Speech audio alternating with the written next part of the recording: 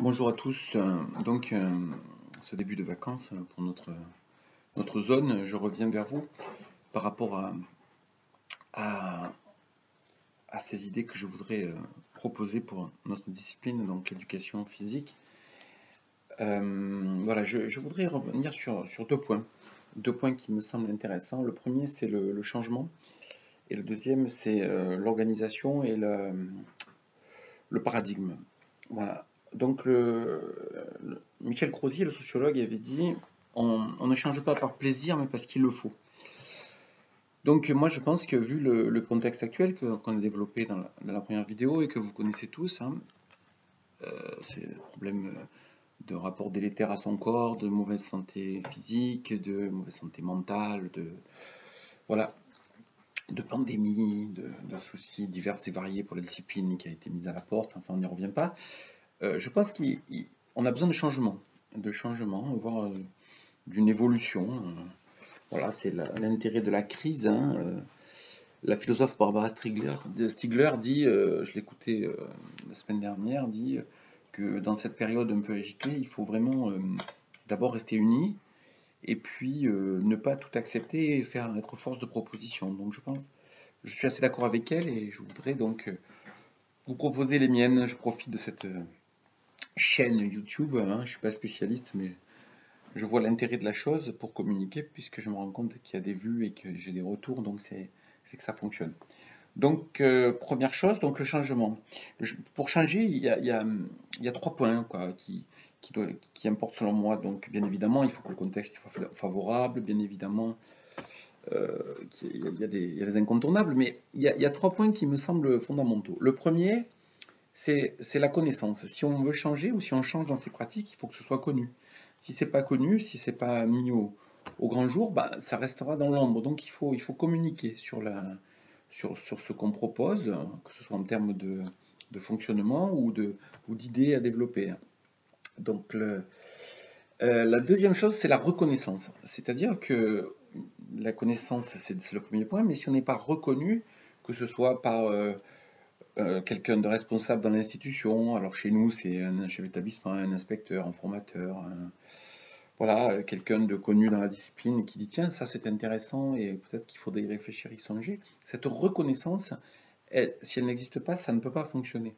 Donc on connaît des collègues qui font du travail excellent depuis des années, mais dont personne n'a entendu parler parce qu'ils sont claquemurés dans l'intérieur du château fort de leur établissement et personne n'est au courant. Donc on passe à côté d'innovation, de propositions, de contenu et surtout d'idées mises en acte qui sont très très intéressantes. Et le troisième point qui me paraît intéressant, c'est la généralisation. Donc si à un moment, il y a des fonctionnements qui sont proposés, posés et qui visiblement non seulement sont efficaces pour l'apprentissage des élèves, mais en plus permettent de pérenniser la discipline, de la restabiliser à une époque où elle est un peu vacillante, eh bien, je pense qu'il ne faut pas passer à côté. Donc, cette généralisation doit avoir lieu. J'avais lu dans un ouvrage que si 30% des praticiens basculaient sur une autre forme comment dire, d'organisation professionnelle, eh bien, celle-ci était validée. Donc, ça veut dire que si nous sommes à peu près 45 000 enseignants de PS, 30%, ça ferait 15 000 pour qu'il y ait un changement, ou en tout cas qu'il y ait un changement non seulement des pratiques, mais une évolution possible. Quand on voit qu'un groupe comme celui de PS Mania a des effectifs énormes, je crois que c'est autour de 17 000 maintenant, il y a une possibilité d'impacter réellement sur le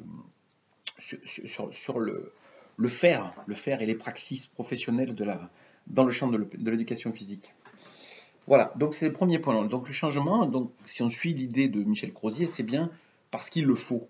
C'est-à-dire qu'à un moment, on est à une période là où je l'ai signalé dans plusieurs articles dans le Coran des Presses et d'autres articles où un moment clé de notre discipline qui est déstructuré. Donc je l'ai dit plusieurs fois et je l'ai écrit entre le corps qui est en détresse, qui est en difficulté, le corps adolescent et le corps des adultes après, ou leur santé physique, mais aussi mentale, et puis les pratiques sportives qui sont pénétrées par différents courants, le bouger, les fédés, enfin vous connaissez tout ça par cœur. Donc nous on oscille entre les deux avec quel choix de support. Donc le changement de paradigme que je propose, c'est celui de passer de notre finalité ou de nos finalités qui sont très compliquées, si on prend juste au collège, hein, ce citoyen lucide, autonome, physiquement et socialement éduqué dans le souci du vivre ensemble, qui trop embrasse mal étreint, enfin ça fait beaucoup de choses, et comme je lisais un petit propos d'André Campbell il n'y a pas très longtemps là, sur un site, il disait qu'à force de rentrer beaucoup de finalités dans une discipline, on l'a vidé de sa structure et de ce qu'elle avait de pertinent. Je suis complètement d'accord avec lui. C'est-à-dire qu'on nous reproche de vouloir dédisciplinariser ou de priver de culture la discipline EPS en l'écartant, en tout cas en l'éloignant ou en rendant pas l'exclusivité, en enlevant l'exclusivité aux APSA, donc aux pratiques sportives. Eh bien, je pense qu'au contraire, notre objectif est de recentrer la discipline pour pas qu'il y ait cette désunion, cette multiplicité des objectifs.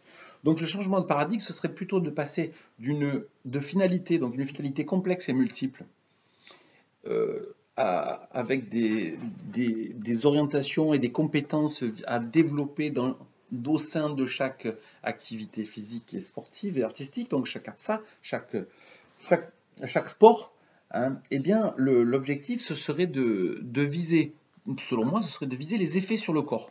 Donc au lieu de viser des compétences, on vise des effets. Si je reprends tout simplement la classification classique qu'on a dans nos champs d'apprentissage actuels, hein, puisque l'histoire de l'EPS c'est aussi une histoire des classifications. Hein, il y en a eu de tout temps, depuis toujours, et donc pourquoi ne pas continuer? Effectivement, notre champ est tellement multiple qui demande une mise en ordre, une mise en ordre. Donc cette classification nous permet de mettre de l'ordre et d'avoir l'exhaustivité des visées possibles.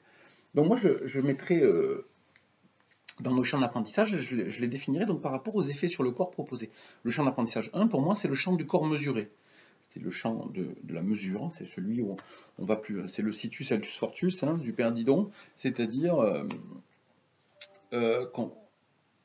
aller plus loin, sauter, nager plus vite, enfin voilà, le champ de la mesure, c'est un corps qui est mesuré. Alors on ne parle pas de barème, hein, puisqu'on sera bien sûr plutôt sur de l'autoréférencement, mais c'est un champ de la mesure. Le deuxième champ, ce sera celui du corps déséquilibré. C'est tout ce qui est du pôle de la PPN, du pôle de la variété des supports, des influences extérieures. Donc le corps subit des déséquilibres et il a besoin de recréer un équilibre. Le troisième champ d'apprentissage sera celui du corps montré.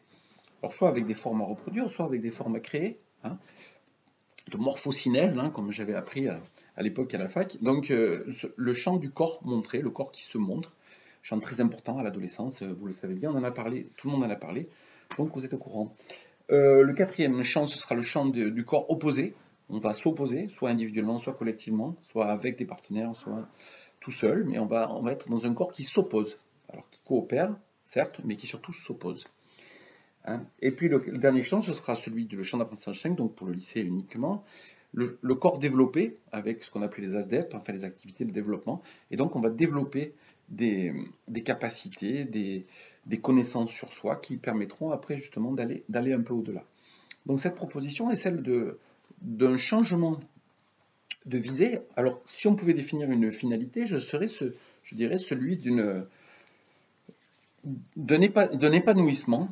La visée, c'est un épanouissement via une motricité joyeuse. Voilà, tout simplement. C'est-à-dire qu'un épanouissement, c'est tout ce que ça implique et entraîne en termes de développement de soi, de dépassement, soit par la pratique, soit par la connaissance.